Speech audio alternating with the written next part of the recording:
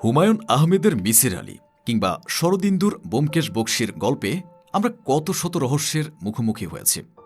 কিন্তু ভাবুন তো, মিসির আলী যদি আজ বেঁচে থাকতেন আর তার সামনে এমন একটা রহস্য আসত যেখানে কোনো মানুষ মারা যাওয়ার ঠিক 10 বছর পর তার ঘর থেকে গভীর রাতে পিয়ানোর সুর ভেসে আসছে, কেউ একজন নিখুঁতভাবে নতুন একটি গান গাইছে যার কণ্ঠ অবিকল সেই মানুষটির মতো। আপনি ঘরে ঢুকে দেখলেন সেখানে কেউ নেই, শুধু একটা কম্পিউটার স্ক্রিন চলছে আর স্পিকার থেকে ভেসে আসছে সেই কণ্ঠ। হলিউডের বিখ্যাত আয়রন ম্যান সিনেমায় আমরা দেখেছি টনি স্টার্ক মারা যাওয়ার পরও তার মেয়েকে একটি হলোগ্রামের মাধ্যমে শেষ বার্তা দিয়ে যান। আমরা ভাবতাম ওটা তো কেবলই সিনেমা, কিন্তু আজ থেকে 20-30 বছর পর এই সায়েন্স ফিকশনটাই যদি আমাদের বাস্তব জীবন হয়ে দাঁড়ায়।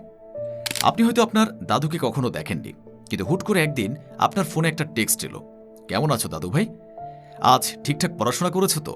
টেক্সটটা পাঠিয়েছে অন্য কেউ নয়, আপনার প্রয়াত দাদুর অবিকল এক ডিজিটাল ক্লোন বা এআই ভূত। আজ শব্দ তরঙ্গের পর্দায় আমরা উন্মোচন করতে যাচ্ছি ভবিষ্যতের সবচেয়ে আবেগপ্রবণ এবং গা ছমছমে এক প্রযুক্তিকে, যার নাম দ্য এআই গোস্ট। মানুষের ইতিহাসের দিকে তাকালে একটা অদ্ভুত জিনিস দেখা যায়। মানুষ সবসময় অমর হতে চেয়েছে। হাজার হাজার বছর আগে মিশরের ফারাও বা রাজারা পিরামিড বানিয়েছিলেন, শরীরকে মমি করে রেখেছিলেন এই আশায় যে তারা একদিন আবার বেঁচে উঠবেন। সুকুমার রায়ের কবিতায় আমরা যেমন অদ্ভুত সব কল্পনার জগৎ দেখি, তেমনি পৃথিবীর সবচেয়ে প্রাচীন মহাকাব্য গিলগামেশেও দেখা যায় এক রাজার গল্প, যিনি চিরকাল বেঁচে থাকার জন্য পুরো পৃথিবী চষে বেরিয়েছিলেন। কিন্তু মানুষ কি পেরেছিল অমর হতে? শরীর দিয়ে না পারলেও মানুষ অমর হয়েছিল তার সৃষ্টি দিয়ে।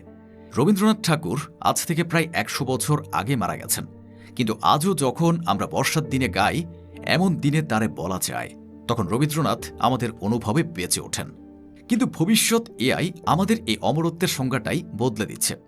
আপনি প্রতিদিন ফেসবুকে কি লিখছেন, মেসেঞ্জারে বন্ধুদের সাথে কিভাবে মজা করছেন, ইনস্টাগ্রামের কোন রিলসটা দেখে হাসছেন, এইসব ডেটা বা তথ্য এআই খুব নীরবে জমা করছে। আপনি যখন থাকবেন না তখন এই কোটি কোটি তথ্যের উপর ভিত্তি করে এআই আপনার অবিকল একটি ডিজিটাল ভূত তৈরি করবে। সে আপনার মতোই কথা বলবে, আপনার প্রিয় গানটাই গুনগুন করবে, এমনকি আপনার মতো করেই রেগে যাবে।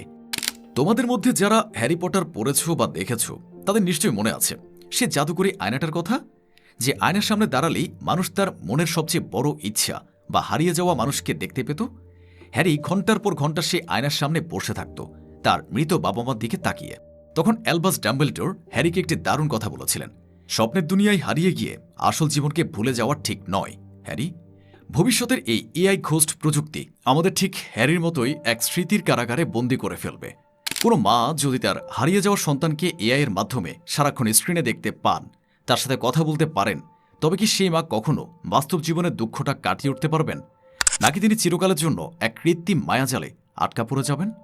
এখানে আসে সবচেয়ে বড় দার্শনিক প্রশ্ন, এআই যে আপনার বা আপনার প্রিয় মানুষের মতো করে কথা বলছে, সেটা কি আসলেই সে মন থেকে বলছে, নাকি পেছনের কিছু গাণিতিক কোড তাকে দিয়ে বলাচ্ছে? একটা ভাঙা ক্যাসেট প্লেয়ারে কাজী নজরুল ইসলামের গান বাজলে আমরা যেমন বলি না যে ক্যাসেট প্লেয়ারটির ভেতরে নজরুল আছেন, ঠিক তেমনি এআই যতই নিখুঁত হোক তার কি কোনো আত্মা বা হৃদয় থাকবে? সে কি আসলে আপনার দুঃখ দেখে কাঁদবে, নাকি সে কেবলই এক মায়াবী অভিনয় করে যাবে? আমরা কি একসময় মানুষের চেয়ে এই নিখুঁত কৃত্রিম ভূতগুলোকে বেশি ভালোবাসতে শুরু করব? ভবিষ্যতের এই পৃথিবী যেমন রোমাঞ্চকর, তেমনই এক অদ্ভুত গোলক ধাঁধা। বিজ্ঞান আমাদের হয়তো অমরত্ব এনে দেবে, কিন্তু সেই অমরত্বের বাজারে আমাদের ভেতরের আসল মানুষটা হারিয়ে যাবে না তো?